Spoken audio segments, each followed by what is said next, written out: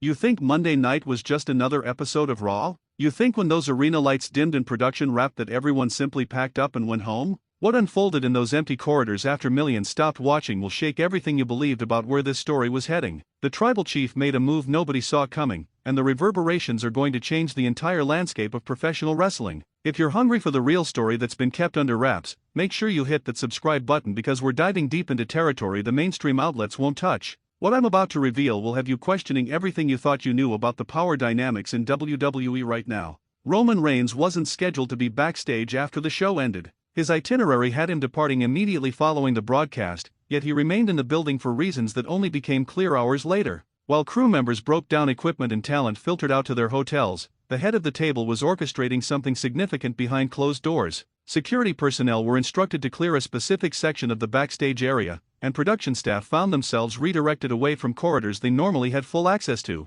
This level of privacy isn't requested for casual conversations or routine business meetings. This was intentional, calculated, and designed to keep prying eyes away from what was about to go down. The atmosphere backstage had already been charged with tension throughout the entire evening. Whispers had been circulating among crew members about potential confrontations and unresolved business that needed addressing. Several superstars had noticed Roman's demeanor during the show, the way he carried himself with purpose that extended beyond his scheduled segments. There was an energy radiating from him that veterans recognized as the prelude to something significant. When word started spreading that he hadn't left the building despite having no official reason to remain, speculation exploded among those still present in the arena. Jimmy and G were in their locker room completely unaware of what was about to transpire. They'd finished their matches, completed their post-show responsibilities, and were decompressing like any other night on the road. The brothers were actually in good spirits, discussing their performance and joking about moments from the show. Their recent run had been successful by any measure, proving they could thrive independently without being defined solely by their association with their cousin.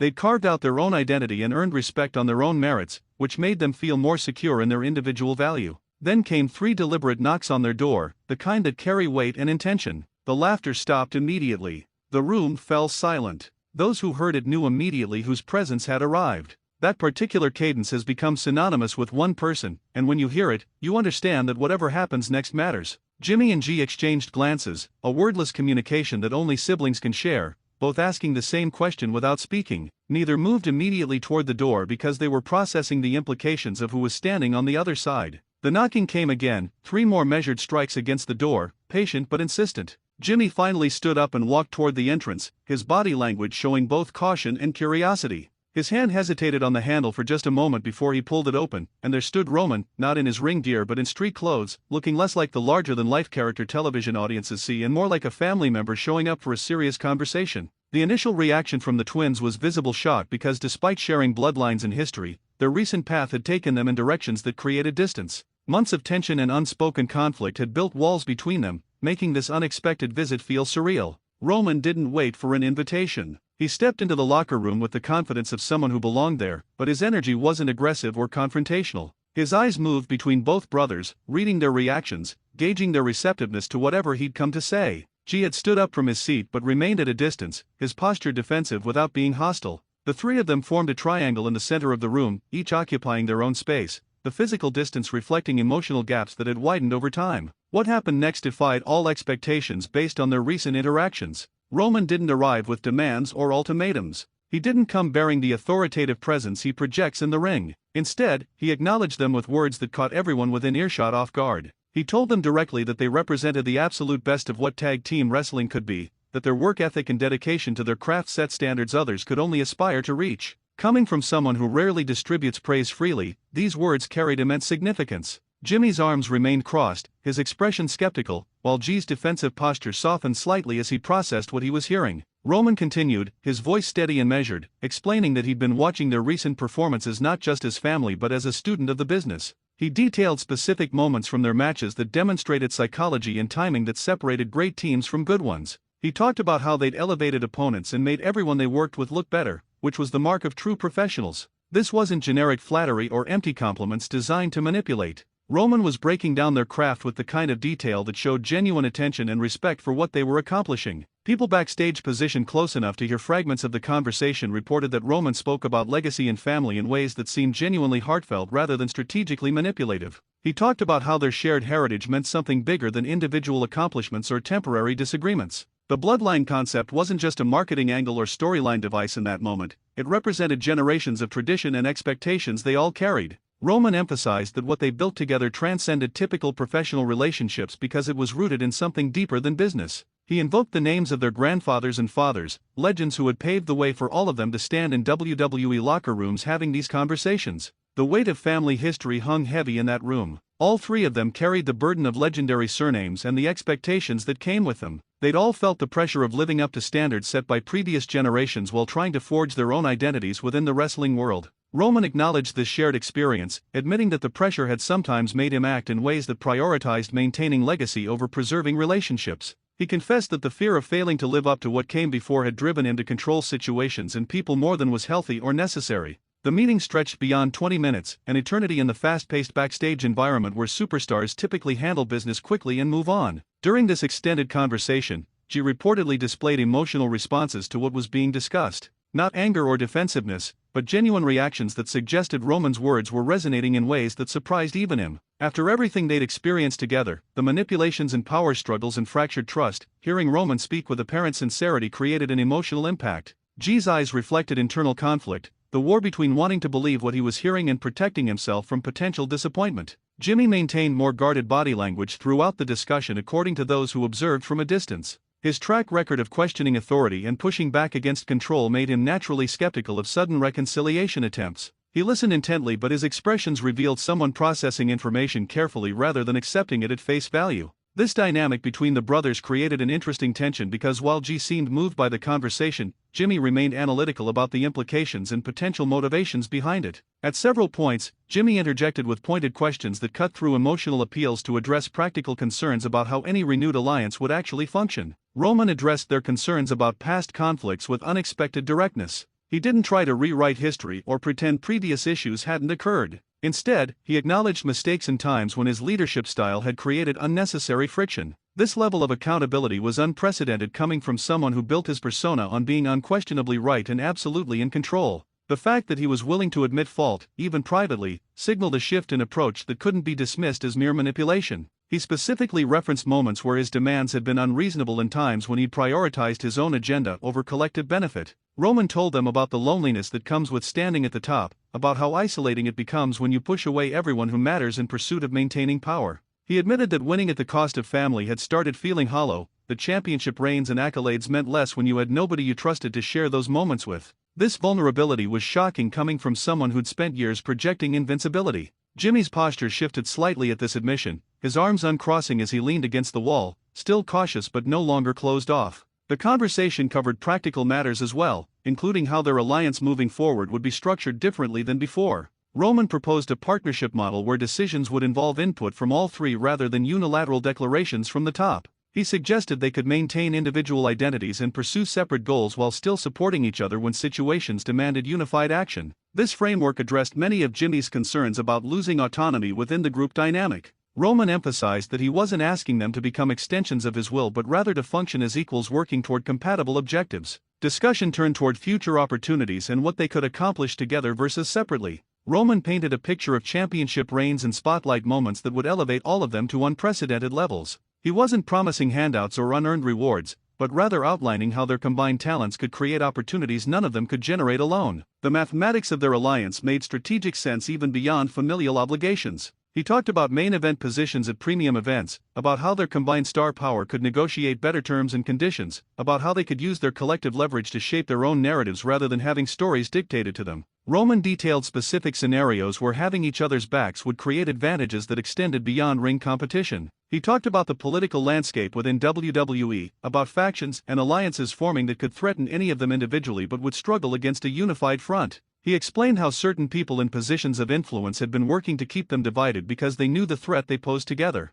This wasn't paranoia or conspiracy theory. Roman provided specific examples of decisions that had been made to keep them apart and weaken their collective bargaining position. She asked pointed questions about trust and whether they could truly count on each other when pressure mounted and difficult choices had to be made. Roman's response reportedly involved specific examples of times they'd succeeded because they trusted each other completely, and contrasting those with recent failures that stemmed from fractured communication and divided focus. He argued convincingly that their strength had always derived from unity, and weakness only appeared when they allowed external forces to create internal division. He reminded them of matches they'd won against impossible odds because they moved as one unit, anticipating each other's actions and covering each other's vulnerabilities. The conversation then shifted to even more personal territory as Roman opened up about the toll that their fractured relationship had taken on him mentally. He described nights lying awake replaying arguments and wondering if pride was worth the cost of damaged family bonds. He talked about moments of triumph that felt empty because the people he wanted to celebrate with weren't speaking to him. This raw honesty created a shift in the room's energy. Both brothers were now fully engaged in the conversation, leaning forward, making eye contact, processing not just Roman's words but the emotion behind them. Jimmy shared his own frustrations about feeling controlled and manipulated during their previous alliance. He explained how the constant power dynamics and need to prove loyalty had worn him down and made him question his own judgment. He detailed specific instances where he'd felt his opinions were dismissed or his concerns were minimized because they didn't align with Roman's vision. Getting these grievances out in the open was cathartic, and more importantly, Roman listened without becoming defensive or making excuses. He absorbed the criticism, nodded in acknowledgement, and validated Jimmy's feelings without trying to explain them away. He added his own perspective about feeling caught between loyalty to family and loyalty to himself. He described the internal conflict of wanting to support Roman while also needing to establish his own identity separate from anyone's shadow. He talked about the pressure of always being seen as part of a unit rather than as an individual with his own talents and capabilities. Roman acknowledged these feelings and admitted he'd contributed to that dynamic by often treating them as extensions of his will rather than as complete performers in their own right.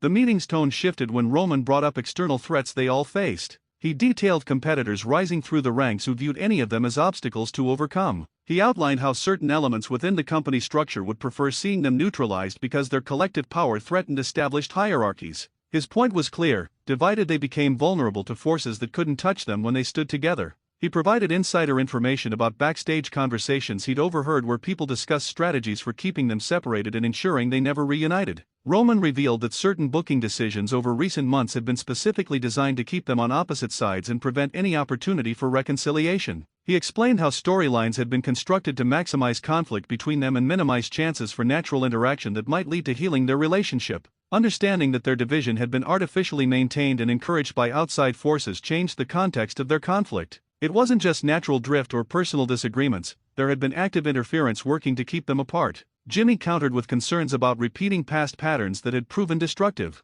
He didn't want to rebuild something just to watch it collapse again under the weight of egos and conflicting ambitions. Roman acknowledged this risk but suggested they'd all grown from previous experiences and could apply those lessons to create something more sustainable. He emphasized that maturity and perspective changes what people prioritize and how they handle disagreements. He proposed establishing clear boundaries and communication protocols from the beginning so issues could be addressed before they festered into major conflicts. The three of them discussed establishing ground rules for how their renewed alliance would function. They talked about weekly check-ins where they could voice concerns before they became problems. They discussed dividing responsibilities and respecting each other's areas of expertise. Jimmy wanted assurances that creative decisions would involve genuine collaboration, and Roman agreed to joint approval on storylines that involved all of them. She wanted guarantees that they could pursue individual opportunities without feeling like they were betraying the group, and Roman not only agreed but encouraged them to maintain separate identities and goals. As the conversation wound down, Roman proposed they take time to consider everything discussed rather than demanding immediate commitments.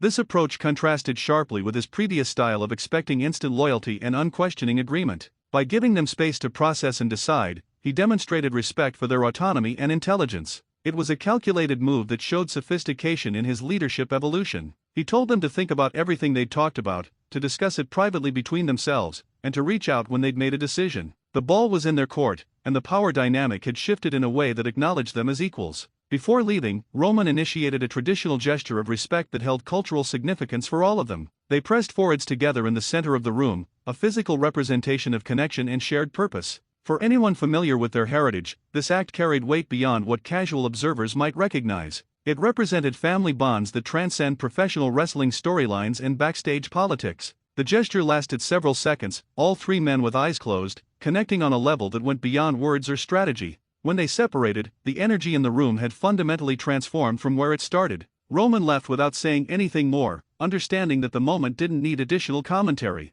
The door closed behind him, and for several seconds, neither Jimmy nor G moved or spoke. They were both processing what had just happened, the unexpected nature of the visit, the vulnerability Roman had displayed, and the implications of everything that had been discussed. The silence stretched as they absorbed the weight of the decision they now faced. After Roman departed, the twins remained alone to discuss what had transpired. Reports indicate their conversation lasted another hour as they debated the merits and risks of accepting Roman's proposition. Jimmy expressed skepticism about whether fundamental dynamics had truly changed or if they were being drawn back into familiar patterns with slightly different packaging. He worried that Roman's new approach was temporary, something he'd maintain only until he secured their loyalty again, and then old behaviors would resurface. Jimmy had been burned before by promises that weren't kept and assurances that proved hollow. G argued that Roman's approach had been different enough to warrant serious consideration and that dismissing it outright would be short-sighted. He pointed out specific moments in the conversation where Roman could have reverted to manipulation tactics but chose vulnerability instead. G felt that the level of self-awareness Roman displayed wasn't something that could be faked, and the willingness to establish boundaries and protocols suggested genuine commitment to doing things differently. He reminded Jimmy that people could grow and change, and that holding past mistakes against someone forever prevented any possibility of healing. Their discussion revealed differing perspectives on what success looked like moving forward. She seemed more drawn to the legacy aspect and what reuniting could mean for their long-term place in wrestling history. He talked about how their family name would be remembered, about the stories future generations would tell about what they accomplished together. He felt that letting personal grudges prevent them from maximizing their collective potential would be a waste of the opportunities their bloodline had created. The chance to cement their place among the greatest factions in wrestling history was too significant to dismiss over pride or lingering resentment. Jimmy focused more on immediate practical concerns about creative control and whether they'd have genuine input or just the illusion of partnership. He wanted concrete evidence that Roman's promises would translate into actual behavioral changes rather than just nice-sounding words spoken in private. Jimmy suggested they could test the waters slowly, engage with Roman on smaller projects first to see if he followed through on collaborative decision-making before committing to a full reunion. This cautious approach would protect them from getting pulled back into unhealthy dynamics while still leaving the door open for reconciliation if Roman proved genuine. Both perspectives held validity, and their inability to reach immediate consensus highlighted the complexity of their situation.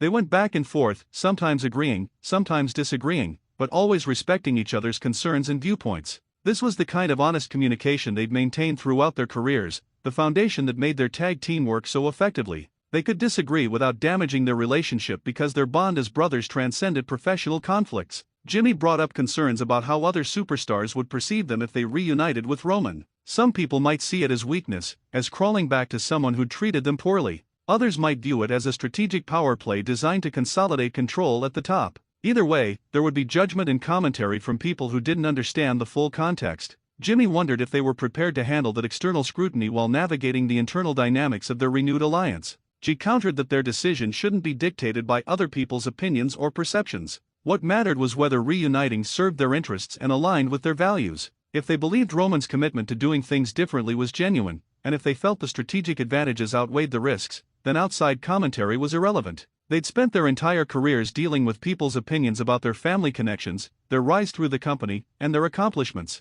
Learning to tune out noise that didn't matter was part of surviving in the wrestling business. The brothers discussed the potential impact on their individual careers if they chose different paths. What if Jimmy declined while G accepted? Could their tag team survive if they had different relationships with Roman? Would it create tension between them that had never existed before? Neither wanted their own choices to damage their partnership, which was the most important professional relationship either of them had. They agreed that whatever decision they reached needed to preserve their brotherhood above all else. As the night grew later and exhaustion started setting in, they decided to table the discussion and revisit it with fresh perspectives. Some decisions couldn't be rushed, and this was definitely one that deserved careful consideration. They agreed to sleep on it, continue thinking through implications, and talk again soon. Neither felt pressure to rush to a conclusion, which itself was interesting because Roman's lack of demanding immediate commitment gave them the space to make a thoughtful choice. The following day, interactions between all three at the venue were noticeably different from previous weeks. While nothing was publicly announced or formally acknowledged, body language and brief exchanges suggested a shift in their relationship dynamic. They weren't avoiding each other as they had been, but they also weren't projecting the unified front that characterized their earlier collaboration. It was a transitional phase where everyone involved was feeling out new boundaries. When they passed each other in hallways, there were nods of acknowledgement rather than the cold indifference that had marked recent months. Backstage personnel noticed Roman making uncharacteristic efforts to include the twins in conversations and decisions that didn't directly involve them. Small gestures like asking their input on match layouts or seeking their perspective on booking directions demonstrated follow-through on his promises about collaborative partnership. These actions were being watched carefully by everyone because they would either validate or undermine everything said in that private meeting. Roman seemed aware that his behavior was under scrutiny and made deliberate efforts to demonstrate consistency between his words and actions. During a production meeting that all three attended, Roman actively solicited opinions from Jimmy and G about a proposed storyline direction. He didn't just ask token questions and then dismiss their input, he genuinely engaged with their suggestions and modified plans based on their feedback. This public display of collaborative decision-making sent ripples through everyone present. Veterans who'd worked with Roman for years noticed the change in his approach. Younger talent observed how he incorporated others' ideas rather than dictating terms. The shift in leadership style was tangible and couldn't be dismissed as temporary posturing. The twins responded to these overtures with cautious engagement. They participated in discussions and offered opinions but maintained enough distance to preserve independence. This careful balance reflected their internal debate about how much trust to extend and how quickly to reintegrate after extended separation. Their behavior suggested they were testing whether Roman's new approach would survive contact with everyday realities and pressures. They wanted to see if his collaborative style held up when disagreements arose or when his personal interests conflicted with group consensus. An interesting moment occurred during a creative session when Roman proposed an idea that both twins immediately disagreed with. In the past, such opposition might have created tension or resulted in Roman overriding their concerns. Instead, he asked them to explain their objections, listen to their reasoning, and ultimately agreed that their perspective made more sense. He abandoned his idea in favor of their suggestion without any visible frustration or resentment. This incident became a turning point for Jimmy especially, who saw concrete evidence that Roman was willing to subordinate his ego to better outcomes. Industry observers with knowledge of the situation began speculating about implications for upcoming programming. A reunified faction operating under new parameters could reshape championship pictures and storyline directions across multiple divisions. The creative team was reportedly already workshopping scenarios that could capitalize on renewed chemistry while acknowledging the realistic tensions that existed. The goal was authentic storytelling that reflected complicated relationships rather than pretending everything had magically resolved. Writers were excited about the potential because complicated family dynamics with layers of history provided rich material for compelling television. Make sure you're subscribed to this channel because we'll be tracking every development in this evolving situation and bringing you information you won't find anywhere else in the wrestling media landscape.